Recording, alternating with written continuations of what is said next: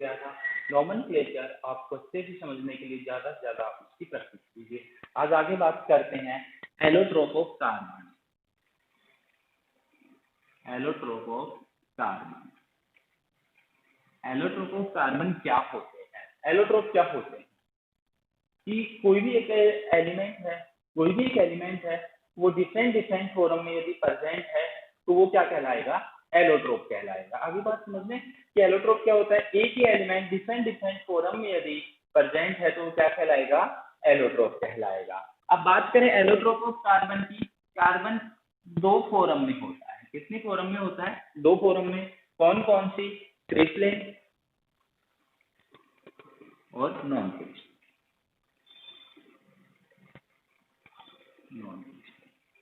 कौन कौन सी होगी? दो फॉर्म, क्रिस्टलीन और नॉन क्रिस्टलीन। दोनों की सॉलिड होती हैं। अब जो क्रिस्टलीन होता है वो इम्पोर्टेंट है यहाँ पे आपको पढ़ने के लिए। नॉन क्रिस्टलीन का हम अध्ययन नहीं करेंगे, इसको हम नहीं पढ़ेंगे। क्रिस्टलीन कितने टाइप के होते हैं? एलोट्रोप ऑफ कार्बन में क्रिस्टलीन टाइप कितने टाइप के हो गए? 3 टाइप के। कितने टाइप के हो गए? 3 टाइप के। कौन कौन से? डायमंड,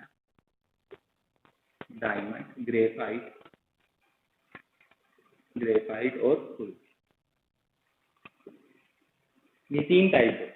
यदि हमारे पास एग्जाम में पूछा जाता है एलोट्रोप ऑफ कार्बन तो हमें कौन से बताने हैं? ये तीनों ही फॉर्म बताने हैं। ये दोनों भी बताते हैं तो गलत नहीं होगा, लेकिन दोनों बता रहे हैं तो इनकी चर्चा जरूर करनी पड़ेगी। अब नॉन क्रिस्टलीन में कौन कौन से आ जाते हैं जो कार्बन के? जैसे चारकोल है, कोल है, काजल है, ये सारे किसमें आ जाते हैं? नॉन क्रिस्टलीन में। हमें पढ़ने कौन से हैं? ये तीनों पढ़ने हैं। अब इनकी एक एक की बात करते हैं।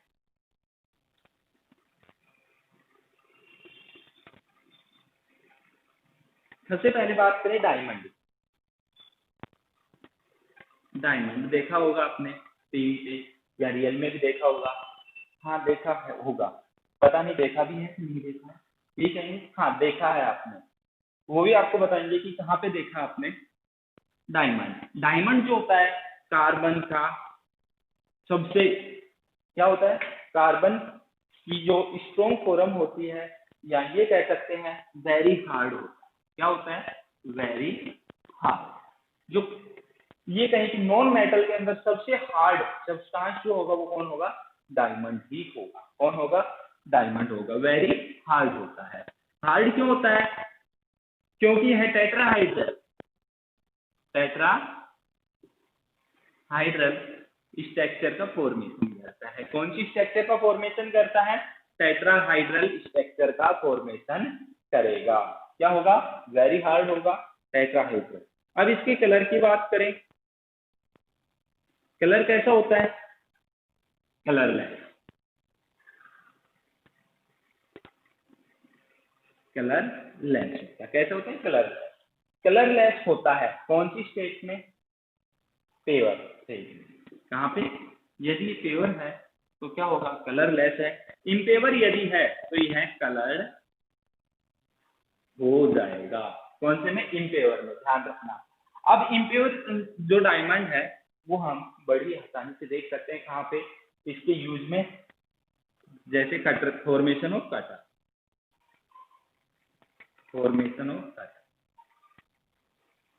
जो कटर होते हैं क्या काटने का और करते हैं? कटर कुछ न कुछ काटेंगे। ग्लास या स्टोन जो काटते हैं उनकी साइड में जो कटर होता है उनकी साइड में एक डायमंड की इस प्रकार की लेयर पाई जाती है। तो ये तो हमने इम्पेवर जो डायमंड है वो तो देख रखा है। पेवर किसी ने देख रखा है, किसी ने नहीं देख रखा। जो किसके काम आता है? आभूषण ज्वेलरी में यूज आता है। तो इसके यूज हो गए। अब इसकी जो स्ट्रक्चर की बात करें वो कैसी होती है? टेट्राहाइड्रल। यदि बुक के अंदर ही स्ट्रक्चर देखें तो बहुत ही जटिल हो जाती है, बहुत ही कॉम्प्लिकेटेड हो जाती है। लेकिन इसको यदि समझ के हम इसकी स्ट्रक्चर को बनाएं तो बड़ी ही आसान स्ट्रक्चर है। हमने यहाँ पे एक पॉइंट लगाया। ये पॉइंट किसके लिए लगाया? कि यहाँ पे एक कार्बन है। किसके लिए लगाया ये पॉइंट? कि कार्बन है। कार्बन की कितनी वैलेंसी होती है? 4 वैलेंसी होती है। ये 4 वैलेंसी हमने इस कार्बन की कर दी। 1 2 3 4। ये टेट्राहाइड्रल स्ट्रक्चर हो गई। अब इसके बाद यहाँ पे एक कार्बन है, यहाँ पे भी एक कार्बन है, यहाँ भी एक कार्बन ले लें और यहाँ भी एक कार्बन। यदि सभी को हम लेके चलेंगे तो हमारी स्ट्रक्चर कॉम्प्लिकेटेड होने वाली है, लेकिन बिल्कुल आराम से। अब इसको बिल्कुल स्टेट कर दिया। इसकी कितनी वैलेंसी होगी? कार्बन की 2 वैलेंसी हुई है। अब 4 वैलेंसी के लिए एक इस तरफ कर दें, एक इस तरफ, तो इसकी भी वैलेंसी कितनी हो चुकी है? 4 हो गई। अब इसकी बात करें, एक ही वैलेंसी है, अब कितनी हो गई? 2। इसकी भी वैलेंसी एक है, अब कितनी हो गई? 2। इनको आपस में ऐसे मिला देना है, हेक्सागोनल स्ट्रक्चर का एक रूप हमें दे देना है। यहाँ तक आ गया समझ में? अब इसके बाद सारे कार्बन को एक साथ लेके तो चल नहीं सकते, एक एक को लेके चलते हैं। इसको भी कैसा रूप दे देना? हेक्सागोनल का रूप दे दें। इसको भी कैसा रूप दे दें?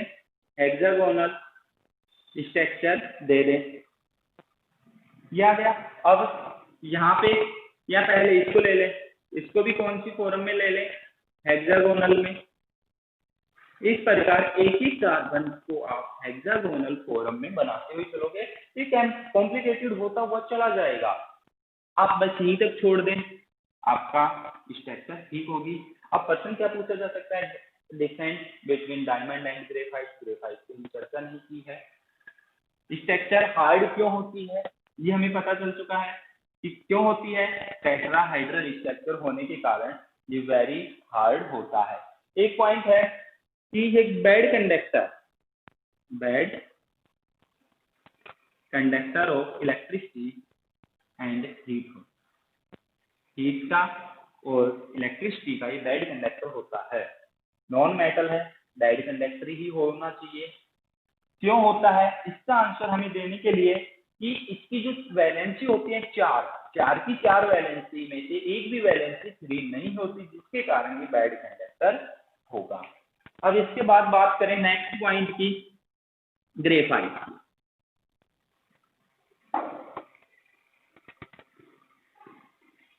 ग्रेफाइट को देख रखा है, पेंसिल में पाया जाता है। किसमें पाया जाता है? पेंसिल में पाया जाता है। यह कैसा होता है? सॉफ्ट होता है। कैसा होता है? सॉफ्ट। कलर कैसा होगा? ग्रे कलर होगा। कैसा कलर होगा? ग्रे कलर होगा। तीसरा पॉइंट यहाँ पे लेके चले तो ये गुड कंडक्टर ऑफ इलेक्ट्रिसिटी होता है। Good conductor of electricity and heat.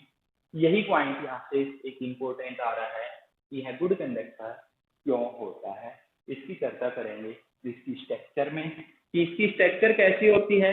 Hexagonal structure. कैसी स्ट्रक्चर होगी? हेक्सागोनल। अब इसकी स्ट्रक्चर को हमें समझना है। इसकी जो स्ट्रक्चर होती है वो हेक्सागोनल किस प्रकार से होगी कि हेक्सागोनल हमने इस प्रकार से एक हेक्सागोनल बना, एक हेक्सागोनल हो गया। कार्बन की 2 वैलेंसी ही है यहाँ पे। अब इसके बाद हमने एक हेक्सागोनल इसके पास और ड्रा कर लिया, ये एक और हेक्सागोनल हो गया, 2 हेक्सागोनल हो गए। कितने भी आप हेक्सागोनल यहाँ पे ड्रा कर सकते हो, लेकिन हम ज्यादा नहीं करेंगे, केवल 3 ही करेंगे। कितने करेंगे?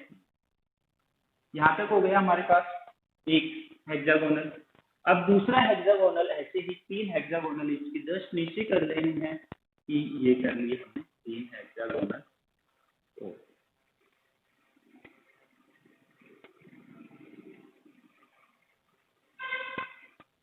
तो ये टोटल कितने हो गए? 3 ऊपर 3 नीचे, और भी कर सकते हैं।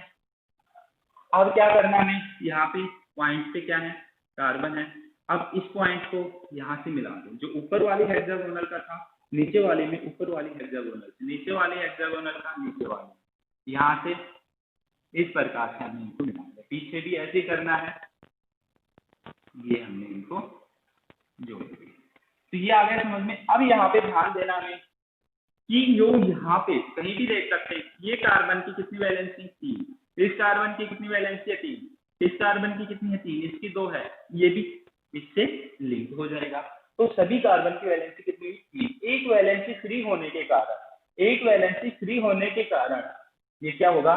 गुड कंडक्टर ऑफ इलेक्ट्रिसिटी होगा। क्या होगा? गुड कंडक्टर ऑफ इलेक्ट्रिसिटी होगा। अब इसका यूज जो किया जाता है वो कहाँ पे किया जाता है? एक तो यूज आ गया पेंसिल में, दूसरा फॉर्मेशन ऑफ इलेक्ट्रोड, किसमें? इलेक्ट्रोड फॉर्मेशन में इसका यूज किया जाता है, और तीसरा ल्यूब्रिकेंट में इसका यूज होता है। तीसरा किसमें यूज होता है? ल्यूब्रिकेंट में इसका यूज होता है। लुब्रिकेंट क्या होता है? जैसे इंजन ऑयल होता है, इंजन के अंदर ऑयल डलता है ना, वो क्या होता है? लुब्रिकेंट होता है। तो लुब्रिकेंट में भी इसका यूज होता है। और बात रही अब तीसरे एलोट्रोप की, कौन सा है? फुलरीन। फुलरीन इसकी जो डिस्कवरी की थी, इसकी जो डिस्कवरी है, उसी के नाम के आधार पर इसका नाम क्या रखा गया? फुलरीन। कौन सी फुलरीन की डिस्कवरी की थी? कार्बन 60 कार्बन थे। कौन कितने कार्बन थे उसमें? 60 कार्बन थे। उस फुलरीन की डिस्कवरी बकमिस्टर फुलरीन द्वारा की गई थी। तो ये तो हो गया हमारे पास फुलरीन की बात। अब इसकी स्ट्रक्चर डायरेक्ट हमें क्या करनी, इसकी स्ट्रक्चर की बात करनी। इसकी जो स्ट्रक्चर होती है वो फुटबॉल लाइक होती है, फुटबॉल लाइक। फुटबॉल देखा हुआ है, उस प्रकार की इसकी स्ट्रक्चर होती है, फुटबॉल लाइक। इसमें जो रिंग होंगी, रिंग वो दो टाइप की होंगी। कितने टाइप की होंगी? दो टाइप की। कौन कौन सी? एक तो पेंटागोनल और दूसरी हेक्सागोनल। पेंटागोनल रिंग कितनी होंगी? 12 और हेक्सागोनल कितनी होंगी? 20। तो ये दोनों, यही पॉइंट हमें याद करने हैं। इसकी स्ट्रक्चर कैसी होती है, इसकी डिस्कवरी किसने की थी, कौन से कार्बन वाले फुलरीन की डिस्कवरी की थी बकमिस्टर फुलरीन ने, इसमें पेंटागोनल रिंग कितनी होती है, हेक्सागोनल कितनी होती है। अब इसको फॉर्मेशन, टोटल रिंग कितनी हो गई? 32। टोटल रिंग कितनी हो गई? 32। अब 32 रिंग को तो हम एक रिंग में दर्शा नहीं सकते कि फुटबॉल लाइक स्ट्रक्चर हम बोर्ड पे बना दे या नोटबुक में बना दे। तो हमें क्या करना है कि एक हमें बीच में हेक्सागोनल रिंग का फॉर्मेशन कर लिया, एक ऐसा गोला किया और बीच में एक हेक्सागोनल रिंग बना ली। इसके बाद कुछ पेंटागोनल रिंग बना दें और कुछ हेक्सागोनल रिंग बना दें। जैसे ये पेंटागोनल हो गई, इसके बाद ये हेक्सागोनल हो गई, यहाँ भी एक हेक्सागोनल हो गई, इसके बाद यहाँ पे एक पेंटागोनल हो गई। इस प्रकार से हम इस रिंग को भर देंगे और ये इसकी स्ट्रक्चर हो जाएगी फुलरीन की स्ट्रक्चर।